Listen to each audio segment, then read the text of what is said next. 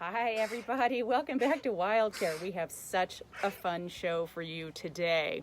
What do we have going on here, Melanie? I'm here with Melanie Piazza, our Director of Animal Care at WildCare. So these are our baby crows that we have in care right now. They're in the family Corvid. These three in particular, their entire tree was cut down that had a nest in it. And so these guys came into care because there wasn't any way to re-nest. Such a bummer. And Yes. the tree people didn't check, right? They did not check, and the homeowner was very upset because they didn't tell her, and she found out afterwards. And when she found them on the ground, but she was, very grateful she knew about WildCare and knew where to take them. Sure. And then I'm gonna take this guy out here. And they were okay, except this one did fracture his leg. And so he has a splint. Oh, he has a splint. How is he dealing with that? Luckily at this age, they're nestlings and they're sitting in the nest anyway. Oh, thank you so much to the person who donated. You guys are wonderful. So they're very, very good patients at this age for cage rest and sitting Right. still. Let me see if So he should have a good recovery, right? Yes, definitely. Yeah, good. That's great. and I'm going to make Elizabeth, thank an you. embarrassing noise because these guys have stopped gaping, but they should eat more.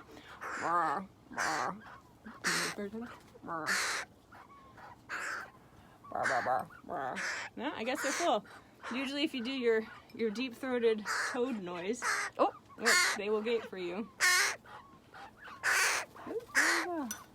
And we're going to move on to the guys next door who are making all the noise.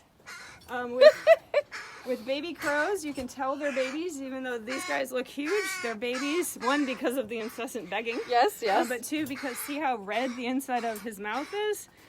Babies have that. The adults' inside of their mouth is really dark. It's black or brown, with a little bit of red sometimes. Gosh. So what we try to do at this age, as they're coming out of the nest, is teach them to start eating on their own and show them that the food is right here. They don't like it. They're used to just being fed.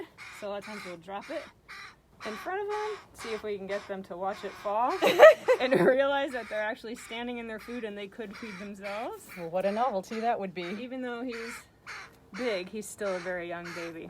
And you can see his blue eye. That's one of my favorite things about the baby crows is they have those blue eyes. When you're watching crows out in the wild and you see this begging behavior, you'll see this everywhere. Now that you know the sound, of course. Now that you know the noise, you'll be able to hear it as well, and you'll hear it all over your neighborhoods as well. But you'll see and hear this, and if you look closely, you can see that pink mouth and those blue eyes. There we go.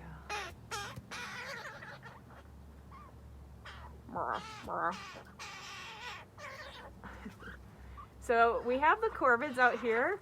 The baby crows are out we're in an outdoor aviary right now set up for the little ones instead of in the songbird hospital because they are predators for songbirds, obviously. So when these guys are making all their noise, all the songbirds in the hospital get really freaked out and quiet. So we have them out here so that doesn't happen.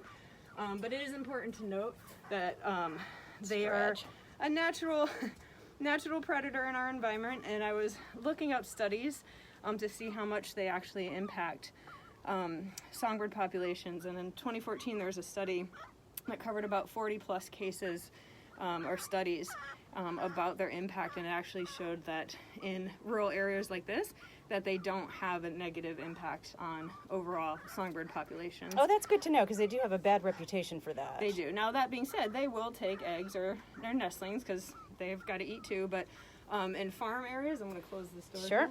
In farm areas where they are known to take crops, they actually eat far more insects than crops. In another study they had done, studied the stomach contents. And so they're actually really, really good to have around. Their primary food is insects and roadkill and that type of thing. So interesting. Yes. This guy, I'm not sure if he will eat. He just came in today. Oh, okay. And so what we do when they first come in is try to get them comfortable. We have to wait till he's had all of his dewormers before we add him in with the other birds. Yeah, he's going to be self-feeding very quickly. Oh, yeah, he's got that figured out almost. Yes, there we go. There's the noise. And also so that they recognize that this food is now food for them. Right. Which is not what he's old enough to have been being fed by mom and dad. And we have him set up in here so that he can see and hear the other crows, so he knows he's not alone, because they're incredibly social animals. And incredibly intelligent. Incredibly intelligent. Monica points that out. Yes. Studies show them just as intelligent, even more so than some of the some apes, which is pretty amazing. And their cognitive ability is pretty amazing. They can cache food and remember where it is for up to 9 months. Oh my gosh. Which also shows great memory, and then also a memory of time and spatial awareness. Sure. As well. And Look at Melanie's cute crow shirt. This was a float t-shirt campaign that we had. If it comes back, you all have to pay attention now that you love baby crows as much as we do. So another corvid. So here in Marin County, California, we have scrub jays and Steller's jays and crows and ravens. There are also magpies nearby as well. A lot of people here call them blue jays, but blue jays technically only live on the East Coast. These guys are actually scrub jays. And you can tell they kind of have the same vocal behavior. They have the red inside of their mouth while they're still little. They also have blue eyes, but these guys are getting older. I love their fluffy breasts. They still have some of that baby fluff, but they're starting to get their adult feathers in. So these again are scrub jays, again in the corvid family. Actually two of these guys were caught by cat in different locations, and one was just found in a really weird place in the middle of a parking lot with no nests or trees around. We don't know how he got there. So, wow. Because they're so intelligent, we have to be really, really careful and to not imprint them, so we don't talk around them except when we're doing a live feed. We don't, obviously, like with all of our animals, we don't name them, we don't pet them, we don't play with them. That's too big. And we only are dealing with them when we're actually feeding and cleaning, and that's it for the rest of the day. And we make sure that they're always raised with others and never alone. Yep, absolutely. They have to know what species they are, and they have to know how to interact with each other socially, right? Yes. Yes, they're incredibly social. One amazing thing I love about crow facts is that they, the first year, they don't breed for their first couple years of life. So the older siblings will actually help the parents raise their younger siblings the next nesting year. Oh, that's cool. So you actually learn how to be a parent as a crow before you have kids. Now, do we worry about that with the ones that we release?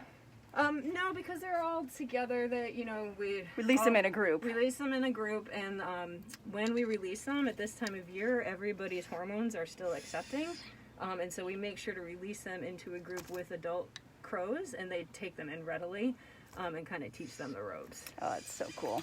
That's wonderful. There we go. And scrub jays are also omnivores, just like crows. They'll eat anything they can find. From fruits and berries and nuts to these to meat, roadkill, but neither species can actually, they don't have the beak or the talons like a hawk to hunt down and capture prey. If only humans were that smart, says Lenore, your cousin.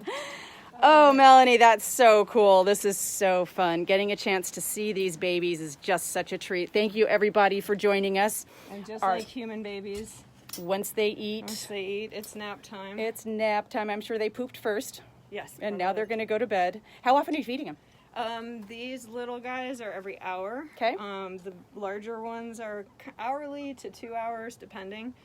They kind of let us know when they're hungry. Sure. Oh, so amazing. Well, everybody, thank you so much for joining us. This was really fun for us. I hope it was fun for you. Join us tomorrow again at 1 o'clock Pacific time, and we'll have another live stream. I'm not sure what our topic is, but it'll be awesome. Everybody stay safe, stay well. Visit us online at discoverwildcare.org. Thank you to everyone who supports WildCare, and for everyone who donated today and always. You guys are great. Thank you so much, and we'll see you tomorrow.